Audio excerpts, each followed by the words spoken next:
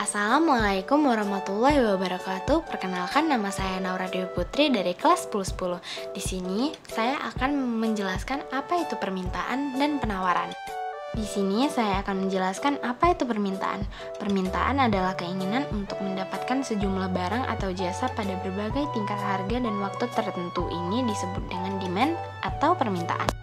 Hukum dari permintaan adalah semakin tinggi harga barang, semakin rendah permintaan karena semakin tidak terjangkau oleh para pelanggan.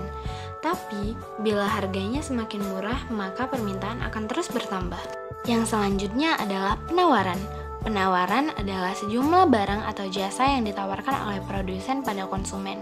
Pada berbagai tingkat harga dan waktu tertentu disebut dengan penawaran atau supply.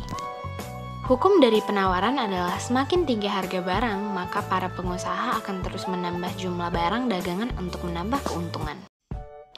Dan yang selanjutnya adalah kurva permintaan.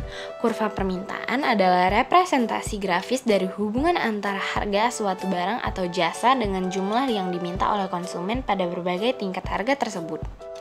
Biasanya, kurva permintaan menunjukkan bahwa semakin rendah harga suatu barang, semakin banyak jumlah barang yang diminta oleh konsumen, dan sebaliknya. Kurva permintaan memiliki slope negatif yang berarti ketika harga turun, jumlah barang yang diminta akan meningkat, dan sebaliknya. Ketika harga naik, jumlah barang yang diminta akan cenderung menurun. Kurva permintaan juga dapat dipengaruhi oleh faktor-faktor lain seperti preferensi konsumen, pendapatan, harga barang lainnya, dan faktor-faktor eksternal lainnya yang memengaruhi keputusan pembelian konsumen. Ada juga kurva penawaran. Kurva penawaran adalah representasi grafis dari hubungan antara harga suatu barang atau jasa dengan jumlah yang ditawarkan oleh produsen atau penjual pada berbagai tingkat harga tersebut. Kurva penawaran menunjukkan hubungan positif antara harga dan jumlah barang yang ditawarkan, yang berarti semakin tinggi harga suatu barang, produsen akan cenderung menawarkan lebih banyak barang ke pasar. Seperti halnya kurva permintaan. Kurva penawaran juga memiliki slope, namun dengan kecenderungan yang berlawanan. Kurva penawaran memiliki slope positif, yang berarti ketika harga suatu barang naik, jumlah barang yang ditawarkan juga akan cenderung meningkat, dan sebaliknya. Ketika harga turun, jumlah barang yang ditawarkan akan cenderung menurun. Faktor-faktor seperti biaya produksi, teknologi, persediaan barang, ekspektasi produsen, dan faktor-faktor eksternal lainnya dapat mempengaruhi posisi dan bentuk kurva penawaran. Perubahan dalam faktor-faktor ini dapat menyebabkan pergeseran atau perubahan bentuk kurva penawaran di pasar.